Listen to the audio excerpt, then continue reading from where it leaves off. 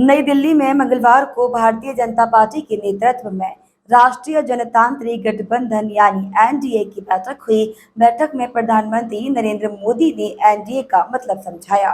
उन्होंने कहा, एन का मतलब न्यू इंडिया, डी का मतलब डेवलप्ड नेशन और ए का मतलब aspiration of people. PM Modi ने आगे कहा कि आज युवा, महिलाएं, मध्यम वर्ग, दलित और वंचितों को एनडीए पर भरोसा है। जनता एनडीए की हिस्ट्री और केमिस्ट्री दोनों को देख रही है। एनडीए के लिए राष्ट्र पहले है, राष्ट्र की सुरक्षा पहले है, प्रगति पहले है और लोगों का सशक्तिकरण पहले है। मोदी ने कहा कि एनडीए में कोई पार्टी बड़ी छोटी नहीं है। पीएम मोदी ने विपक्षी दलों पर कटाक्ष करते हुए कहा, जब हम विपक्ष में थे तब भी हमने हमेशा सकारात्मक राजनीति की। हमने कभी जनादेश का अपमान नहीं किया। हमने सरकारों का विरोध करने के लिए कभी भी विदेशी मदद नहीं मांगी। हम विपक्ष में रहे लेकिन देश के विकास में ना रोड़े अटकाए और ना ही रुकावट बने। गठबंधन पर पीएम मोदी ने कटाक्ष करते हुए कहा कि 2014 से पहले की गठबंधन सरकार का उदाहरण हमारे सामने है। प्रधानमंत्री के ऊपर एक अलग मान होता था जब गठबंधन सत्ता की मजबूरी का हो, जब गठबंधन भ्रष्टाचार की नीयत से हो, जब गठबंधन परिवारवाद की नीति पर आधारित हो, जब गठबंधन जातिवाद और क्षेत्रवाद को ध्यान में रखकर किया गया हो, तो वो गठबंधन देश का बहुत नुकसान करता है। खुद सहयोग जुड़ा है। ये वो समय है जब हमारा देश आने वाले 25 वर्षों में एक बड़े लक्ष्य की प्राप्ति के लिए कदम बढ़ा रहा है। ये लक्ष्य विकसित भारत का है, आत्मनिर्भर भारत का है। कोटि कोटि भारतीय आज नए संकल्पों की ऊर्जा से भरे हुए हैं। इस महत्वपूर्ण कालखंड में एनडीए की बहुत बड़ी भूमिका है। एक तरह से ये नई ऊर्जा से भरी हुई त्रिशक्ति है। एन से न्यू इंडिया के लिए, डी से डेवलप्ड नेशन के लिए, ए से aspiration of people and region के लिए। आज देश का गरीब, देश का मध्यम वर्ग, देश के युवा, महिलाएं, दलित, पीड़ित, शोषित, वंचित, आदिवासी सभी का विश्वास एनडीए पर है। हमारे जो समाजशास्त्री हैं, राजनीति शास्त्री हैं और अर्थशास्त्री हैं, वो भी भारत के विकास के लिए एनडीए को एक पॉजिटिव फोर्स के रूप में देख रहे हैं। हमारा संकल्प पॉजिटिव है, एजेंडा पॉजिटिव है, भावना पॉजिटिव है और हमारा रास्ता भी पॉजिटिव है। मैं अक्सर कहा करता हूं कि सरकारें बहुमत से बनती हैं, लेकिन देश सबके प्रयास से चलता है। इसलिए आज जब हम विकसित भारत के निर्माण में जुटे हैं, तब एनडीए सबका प्रयास की इस भावना का प्रतिनिधित्व कर रहा है। साथियों, हमारे देश में राजनीतिक गठबंधनों की एक लंबी परंपरा रही है, लेकिन जो भी गठबंधन नेगेटिविटी के साथ बने, वे कभी भी सफल नहीं हो पाए। कांग्रेस ने 90 के दशक में देश में अस्थिरता लाने के लिए गठबंधनों का इस्तेमाल किया। कांग्रेस ने सरकारें बनाई, सरकारें बिगाड़ी। इसी दौर में 1998 में एनडीए का गठन हुआ था। लेकिन एनडीए क्यों बना? क्या तब सिर्फ सरकार बनाना या सत्ता हासिल करना ही एनडीए का लक्ष्य था? आप भी जानते हैं ऐसा नहीं था। एनडीए किसी के विरोध में नहीं बना था। एनडीए किसी को सत्ता से हटाने के लिए नहीं बना था, बल्कि एनडीए का गठन देश में स्थिरता लाने के लिए हुआ था। और जब देश में स्थिर सरकार होती है तो देश वो फैसले करता है जो कालजयी होते हैं, देश की दिशा बदलने वाले होते हैं। ये हमने अटल जी के कार्यकाल के दौरान भी देखा और ये पिछले 9 वर्षों में भी हम बार बार देख रहे हैं। भारत में स्थिर और मजबूत सरकार होने से आज पूरे विश्व का भारत पर भरोसा बढ़ा है। साथियों, एनडीए की एक और विशेषता रही है। जब हम विपक्ष में थे तब भी हमने हमेशा सकारात्मक राजनीति की। हमने कभी नकारात्मक राजनीति का रास्ता नहीं चुना। हमने लोकतंत्र को मजबूत करने के लिए अपना हर दायित्व निभाया। हमने विपक्ष में रहकर सरकारों का विरोध किया, उनके घोटालों को सामने लाए, लेकिन कभी जनादेश का अपमान नहीं किया। हमने सरकारों का विरोध करने के लिए कभी भी विदेशी मदद नहीं मांगी। हम विपक्ष में रहे, लेकिन हमने देश के विकास में न रोड़े अटकाए और ना ही रुकावट बने। आजकल हम देखते हैं कि केंद्र सरकार की योजनाओं को विपक्ष की कई राज्य सरकारें अपने यहां लागू नहीं होने देती। अगर ये योजनाएं लागू होती भी हैं तो उन्हें रफ्तार नहीं पकड़ने दी जाती। ये लोग सोचते हैं कि अगर उनके राज्यों में गरीबों को केंद्र की योजना का लाभ मिल गया तो कैसे काम चलेगा, उनकी राजनीति कैसे चलेगी। मुझे याद है, गरीबों के घर के लिए, हर घर जल के लिए, आयुष्मान भारत योजना के लिए कितनी ही बार विपक्ष के मुख्यमंत्रियों को मुझे चिट्ठियां लिखनी पड़ती है, लेकिन ये लोग गरीब के कल्याण को भी राजनीतिक नफा नुकसान से ही तोलते रहे। साथियों, जब गठबंधन सत्ता की मजबूरी का हो, जब गठबंधन भ्रष्टाचार की नीयत से हो, जब गठबंधन परिवारवाद की नीति पर आधारित हो, जब गठबंधन जातिवाद और क्षेत्रवाद को ध्यान में रखकर किया गया हो, तो वो गठबंधन देश का बहुत नुकसान करता है। 2014 से पहले की गठबंधन सरकार का उदाहरण हमारे सामने है। तमाम उठापटक के बीच वो गठबंधन सरकार किसी तरह अपने 10 साल खींच पाई, लेकिन देश को क्या मिला? प्राइम मिनिस्टर के ऊपर भी एक आला कमान, पॉलिसी पैरालिसिस, निर्णय लेने में अक्षमता, भांति भांति के पावर सेंटर्स, अव्यवस्था और अविश्वास, खींचतान और करप्शन, लाखों करोड़ों के घोटाले, आपको याद होगा, जब भी पिछली सरकार के कुशासन पर सवाल उठते थे तो गठबंधन की मजबूरियां गिनाई जाती थी।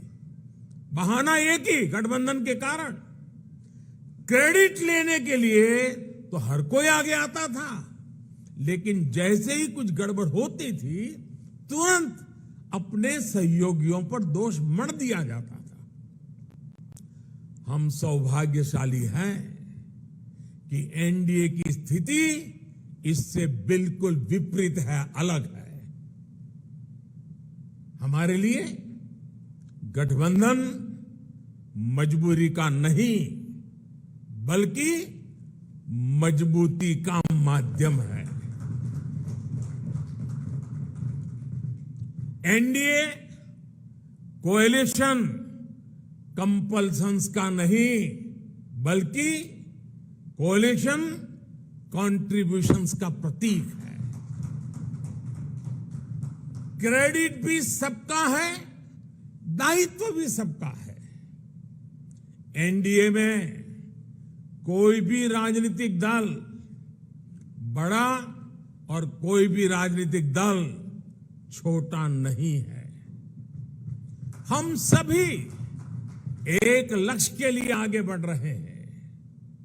आपने देखा है 2014 हो या फिर 2019, भाजपा को बहुमत से अधिक सीटें मिली, लेकिन सरकार एनडीए की ही रही, एनडीए की भागीदारी बनी रही। साथियों, एनडीए के गठन से लेकर ही हमारा संकल्प समाज के अंतिम व्यक्ति तक पहुंचने का रहा है। जो वंचित है, जो शोषित है, उसको सशक्त करना हमारी प्राथमिकता है। आज देश की जनता देख रही है कि एनडीए में कौन कौन से दल हैं। एनडीए में जितने भी दल हैं, वे समाज के ऐसे वर्गों के बीच काम करते हैं जो वंचित रहे हैं, शोषित रहे हैं। हमारे समूह में गांव, किसान, दलित, पिछड़े, आदिवासियों के बीच काम करने वाले ये सारे नेता यहां हैं। एनडीए में जो दल हैं वो ऐसे क्षेत्रों में काम करते हैं जिनकी पहले दिल्ली में सुनवाई तक नहीं होती थी। एनडीए एक प्रकार से क्षेत्रीय आकांक्षाओं का बहुत ही खूबसूरत इंद्रधनुष है। एनडीए देश के लिए, देश के लोगों के लिए समर्पित है। एनडीए की विचारधारा है nation first, security of nation first. NDA की विचारधारा है प्रोग्रेस फर्स्ट। एनडीए की विचारधारा है एम्पावरमेंट ऑफ पीपल फर्स्ट। साथियों, आपको याद होगा एनडीए की बैठक में हमने संकल्प लिया था कि हम देश की गरीबी को गरीबों की ताकत से ही गरीबी को परास्त करेंगे। इसलिए इन वर्षों में हमारा सबसे ज्यादा जोर गरीबों को सशक्त करने पर रहा। हमने श्रमयोगी को सम्मान दिया, डिग्निटी ऑफ लेबर पर बल दिया, हमने गरीब को सुरक्षा का एहसास दिया, हमने गरीब को यह विश्वास दिया कि आपके हर प्रयास के पीछे एनडीए सरकार एक भरोसेमंद साथी की तरह आपके साथ खड़ी है। जैसे किसान को अगर सही बीज और खाद पानी मिल जाए तो वो पैदावार का रिकॉर्ड बना देता है, वैसे ही हमने गरीबों को सशक्त करने के लिए उन्हें हर संभव मदद की। इसका परिणाम क्या आया? अभी नीति आयोग की सबसे ताजा स्टडी आई है आप में से कुछ मित्रों ने उसका उल्लेख भी किया। इस स्टडी के मुताबिक 2015-16 के बाद के 5 वर्षों में ही 13.5 करोड़ लोग गरीबी रेखा से बाहर आ गए हैं। इसके पूर्व वर्ल्ड बैंक की रिपोर्ट के समय सामने आया कि कैसे बहुत कम समय में ही 40-42 करोड़ लोगों ने गरीबी को परास्त किया है। आईएमएफ के मुताबिक एक्सट्रीम पॉवर्टी यानी अति गरीबी भी भारत में खत्म होने की कगार पर है। ये आईएमएफ का रिपोर्ट कह रही है। साथियों, यहां एनडीए के आप सभी साथी तो जमीन से जुड़े लोग हैं। आप देखिए, जब किसी गरीब को पक्का घर मिलता है तो ये सिर्फ एक छत की जरूरत पूरा नहीं करता, बल्कि ये उस परिवार को सुरक्षा कवच देता है, उसके सपनों को पंख देता है। जब गरीबों को बैंक लोन देने के लिए सरकार अपनी तरफ से गारंटी देती है, तब उनको एक साथी मिलता है, एक सहारा मिलता है। और ऐसे में प्रगति के लिए, तरक्की के लिए उनके प्रयास 2 गुने हो जाते हैं। जब गरीब को हम मुफ्त इलाज का भरोसा देते हैं तो उससे एक परिवार ही नहीं बल्कि उसके आने वाली पीढ़ियों का भविष्य भी सुरक्षित हो जाता है। आप सभी जानते हैं कि पहले जब गरीब परिवार में बीमारी आती थी तो उसके पास 2 ही विकल्प होते थे, या तो अपनी आंखों के सामने अपनों को जीवन के लिए संघर्ष करते देखें, या फिर मकान, दुकान, खेत, खलिहान जो भी थोड़ा बहुत पास में हो उसे बेचें या गिरवी रखें। पीढ़ी दर पीढ़ी गरीब को गरीब रखने के इस कुचक्र को भी एनडीए सरकार की अनेक योजनाओं ने तोड़ दिया है। गांधी जी से लेकर बाबा साहब आंबेडकर और लोहिया जी तक सभी ने जिस सोशल जस्टिस की, सामाजिक न्याय की अवधारणा की थी, और मैं समझता हूं हम जो कर रहे हैं वो यही सच्चा सोशल जस्टिस है, सामाजिक न्याय है। एनडीए सरकार ने वोट बैंक की राजनीति को विकासवाद की राजनीति में बदला है। ये एनडीए शासन ही है जिसमें छोटे किसानों, रेहड़ी पटरी, फुटपाथ वालों को पहली बार मदद मिल रही है। हमारे विश्वकर्मा साथियों को भी पहली बार ये विश्वास मिला है कि उनके लिए भी कोई सरकारी योजना बन सकती है। साथियों, गरीबी से भारत की इस लड़ाई का एक और पक्ष है। आप सब ये भी जानते हैं कि पहले हमारी माताओं बहनों के नाम पर प्रॉपर्टी खरीदने का चलन कम ही था। वे एक प्रकार से घर के, समाज के आर्थिक फैसलों से कटी हुई थी। देश की आधी आबादी और परिवार को चलाने वाली ताकत का जब ये हाल हो तो गरीबी से पार पाना आसान कैसे हो सकता था। अब जब बहनों के नाम बैंक अकाउंट खुले, उनके नाम पर घरों की रजिस्ट्री हुई, उनके नाम पर ऋण मिलने लगे, तो एक नया सामर्थ्य समाज में पैदा हुआ।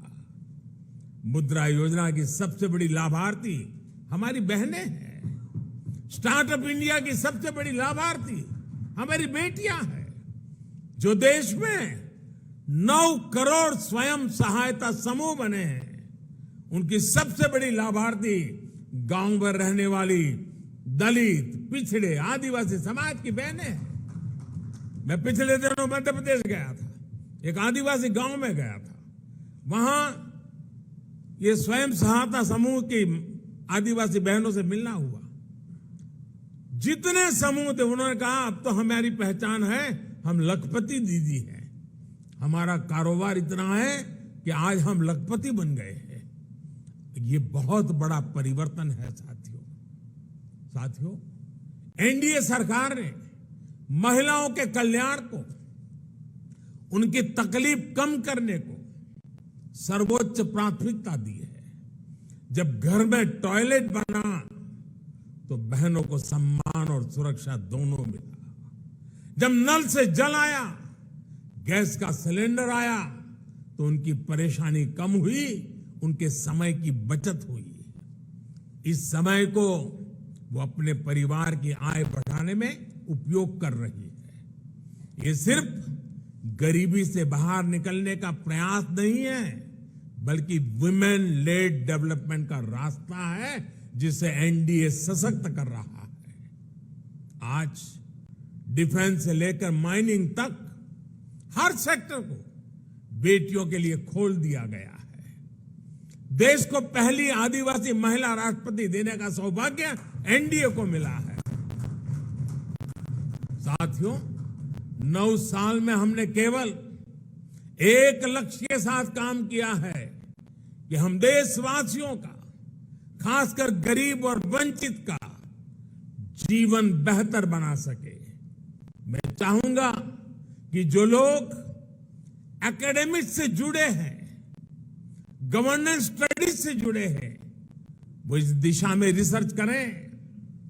किसी भी सरकार का फ्यूचर विजन क्या है, स्केल ऑफ वर्किंग क्या है, स्पीड ऑफ वर्किंग क्या है, उसकी वर्क स्पिरिट क्या है, इसका मूल्यांकन किया जाए। इन सभी पैरामीटर्स पर एनडीए सरकार का काम न केवल असाधारण साबित होगा, बल्कि एक मॉडल के तौर पर उभरेगा। हम केवल आज की जरूरतों के लिए काम नहीं कर रहे हैं, हम आने वाली पीढ़ियों के भविष्य को भी सुरक्षित बना रहे हैं। मैं आपको एक उदाहरण देता हूं।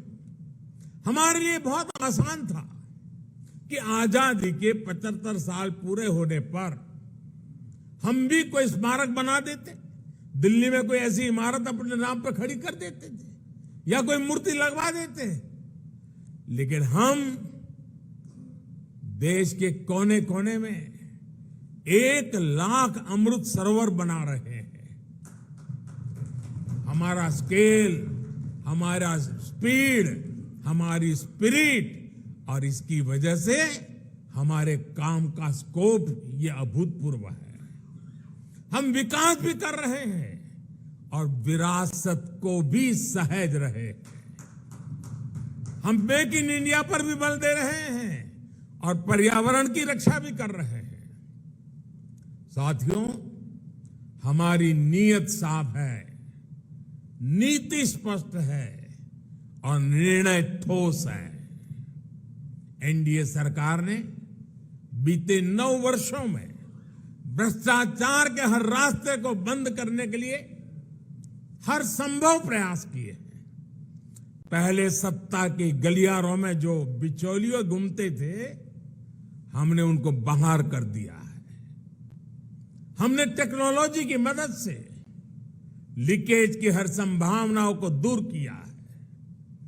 जनधन, आधार, मोबाइल, इसकी त्रिशक्ति से हमने करोड़ों फर्जी लाभार्थियों को गरीबों का हक छीनने से रोका है।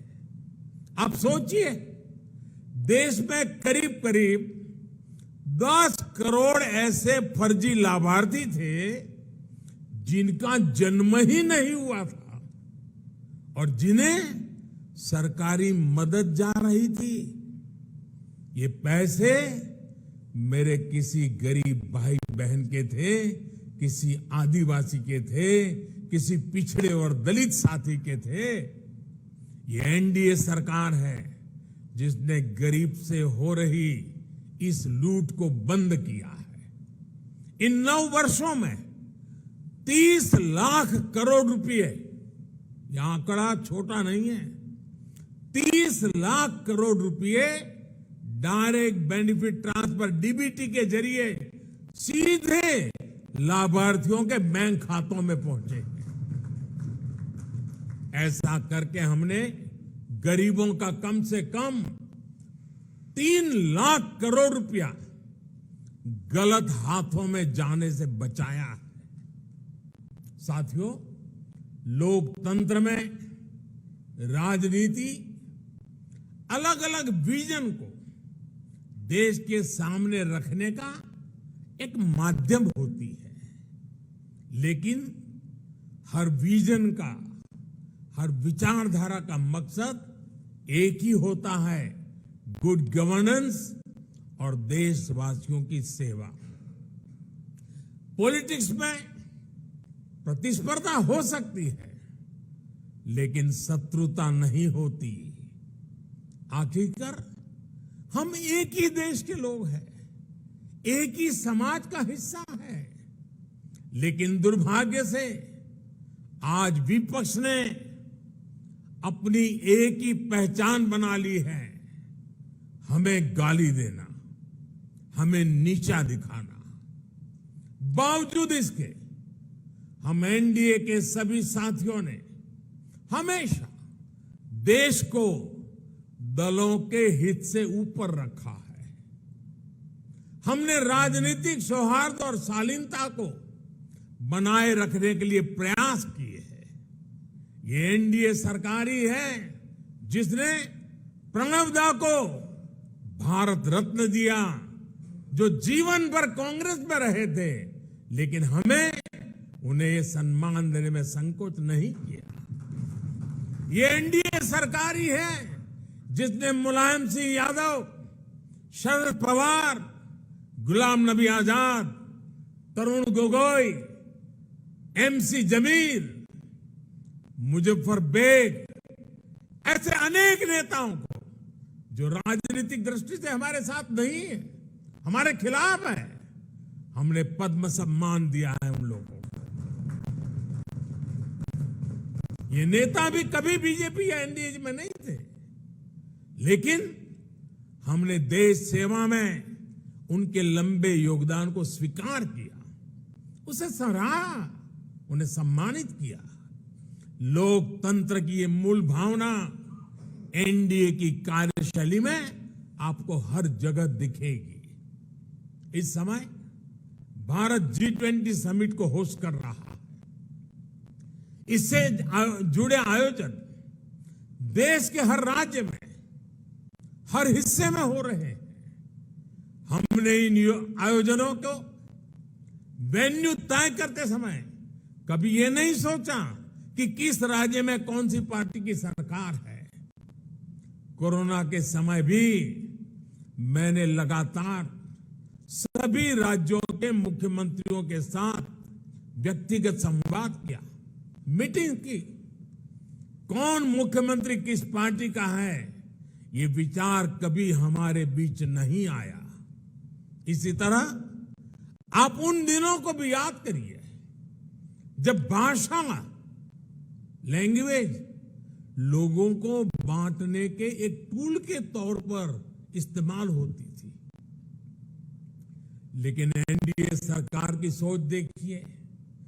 एनडीए सरकार ने मातृभाषा को बल देना शुरू किया और आज भाषाओं के माध्यम से, मातृभाषा के माध्यम से मेरे युवा डॉक्टर और इंजीनियर बने। इसका अवसर देने का जरिया भाषा बन रही है। हमने हमारी विरासत को, धरोहरों को ग्लोबल बनाने के लिए लगातार प्रयास किए हैं। यहां पर कई हमारे साथियों ने इसका उल्लेख किया। आज योग वैश्विक एकता का एक माध्यम बन गया है। आज मिलेट्स एक ग्लोबल ट्रेंड बन रहा है। श्री अन्न की चर्चा हो रही है और इसका लाभ हमारे हर क्षेत्र के छोटे छोटे किसानों को मिल रहा है। हम देश के लोगों को जोड़ते हैं, वो देश के लोगों को तोड़ते हैं। साथियों, विपक्ष के लोग जिस गलती को बार बार दोहरा रहे हैं वो है देश के सामान्य मानवी की समझदारी को वे लोग अंडर एस्टिमेट करते हैं। लेकिन देश की जनता सब कुछ खुली आंखों से देख भी रही है और समझ भी रही है। जनता देख रही है कि ये पार्टियों क्यों इकट्ठा हो रही है। जनता ये भी जान रही है कि वो कौन सा ग्लू है, गोंद है जो इन लोगों को, इन पार्टियों को जोड़ रहा है। किस तरह छोटे छोटे स्वार्थ के लिए मूल्यों और सिद्धांतों से समझौता किया जा रहा है। लोग देख रहे हैं कि केरल में लेफ्ट और कांग्रेस एक दूसरे के खून के प्यासे हैं, लेकिन बेंगलुरु में दोनों पार्टियों के नेता हाथ में हाथ डालकर मुस्कुरा रहे हैं। लोग देख रहे हैं कि बंगाल में लेफ्ट और कांग्रेस के नेताओं पर, उनके कार्यकर्ताओं पर टीएमसी हमले कर रही है, लेकिन इनके नेता टीएमसी के खिलाफ कुछ भी बोलने से बच रहे हैं। इसलिए देश के लोग कह रहे हैं कि गलबहियां मिशन नहीं है, मजबूरियां है। इनकी सच्चाई आपको दूसरे राज्यों में भी दिखाई देगी। नेशनल कॉन्फ्रेंस के नेता और पीडीपी के नेता एक दूसरे को कैसी कैसी गालियां देते हैं। आरजेडी और जेडीयू के लोग कैसे कैसे शब्दों से एक दूसरे को नवाजते थे। देश की जनता ने यह सब करीब से देखा है और देख रही है। इसलिए इनकी नुरा कुश्ती हो या मजबूरी की दोस्ती, इसकी हकीकत 140 करोड़ देशवासियों के सामने आ चुकी है। साथियों, अपने राजनीतिक स्वार्थ के लिए ये लोग पास पास तो आ सकते हैं, लेकिन साथ नहीं आ सकते। इन्हें अपने कार्यकर्ताओं की भी परवाह नहीं है। ये अपने कार्यकर्ताओं से उम्मीद करते हैं कि जीवन भर जिसका विरोध किया उसका अचानक सत्कार करने लगे। अब ऐसे में इन दलों का कार्यकर्ता खुद भ्रमित है कि करे तो क्या करे। मैं तो आज ये भी कहूंगा कि जो लोग आज मोदी को कोसने के लिए इतना समय लगा रहे हैं, अच्छा होता वो देश के लिए सोचने में, गरीब के लिए सोचने में अपना समय लगाते। हम उनके लिए सिर्फ प्रार्थना ही कर सकते हैं। साथियों, 24 का चुनाव बहुत दूर नहीं है। देश के लोग मन बना चुके हैं कि तीसरी बार फिर एनडीए को ही अवसर देना है।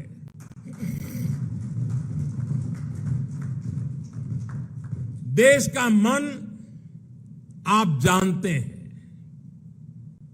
लेकिन विदेश का मन भी बहुत कुछ संकेत दे रहा है।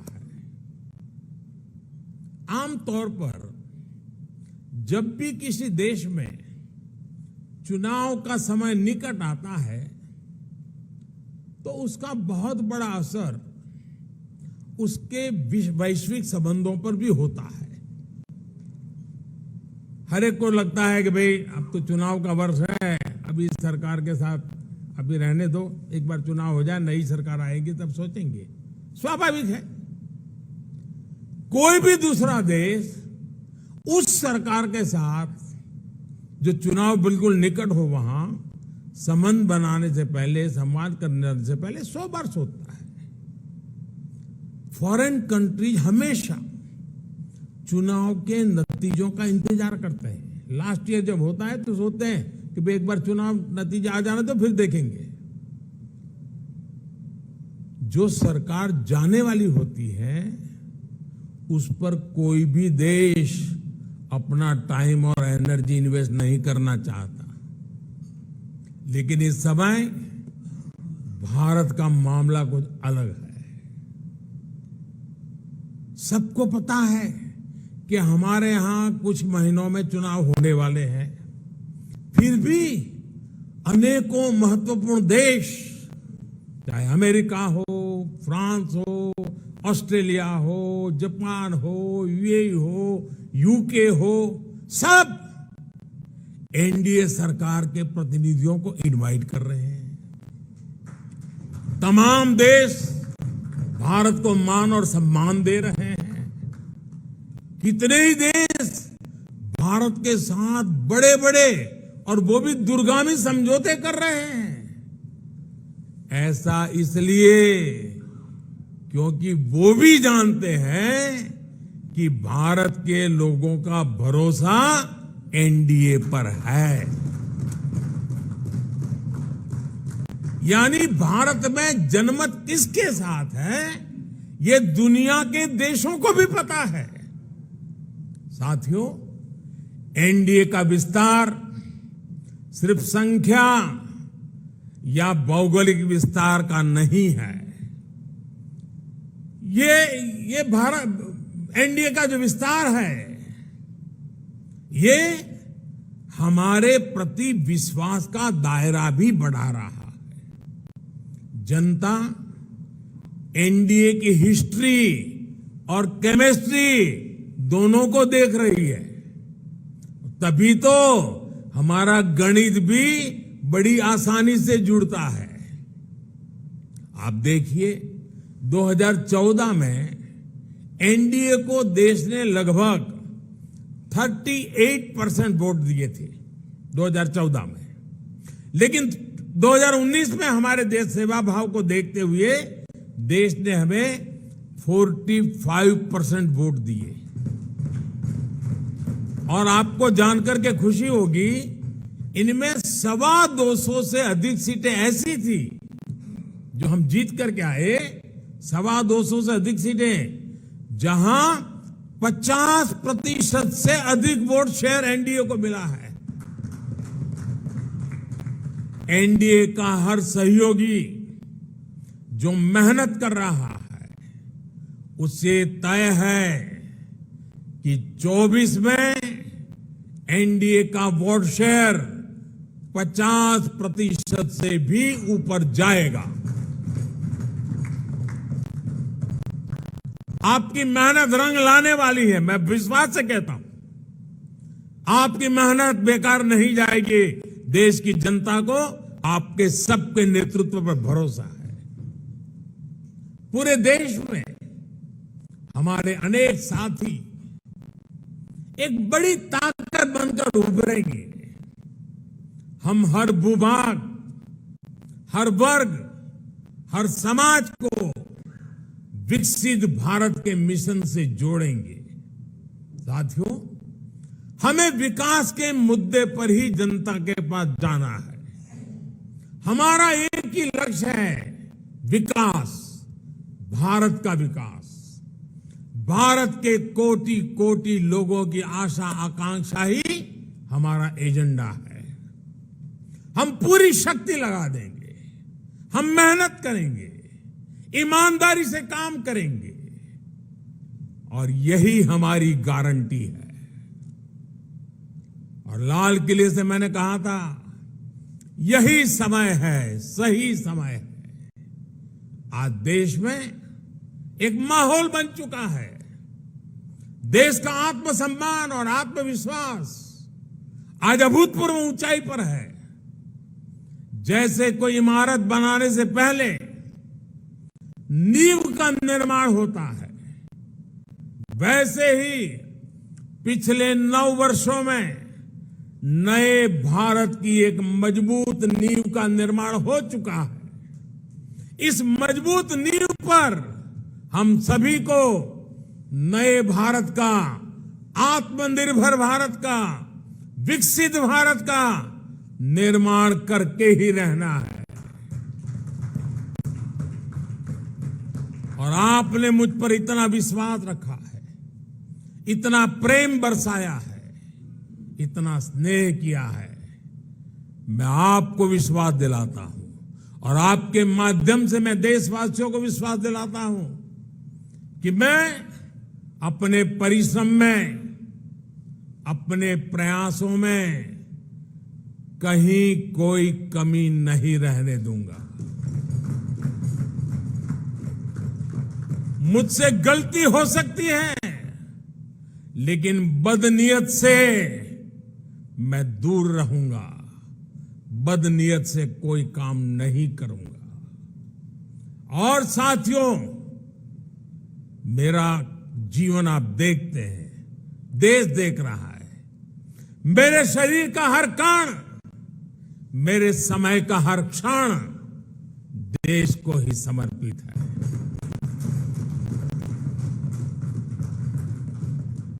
आपका ये विश्वास, आपके ये आशीर्वाद, ये मेरी ऊर्जा है। और साथियों, आप सब कह रहे थे कि 2014 में देश की इकोनॉमी 10वें नंबर पर थी, आज 5वें नंबर पहुंची है। और मैं आपको विश्वास दिलाता हूं, एनडीए के तीसरे टर्म में इस देश की इकोनॉमी दुनिया में तीसरे नंबर पर होके रहेगी।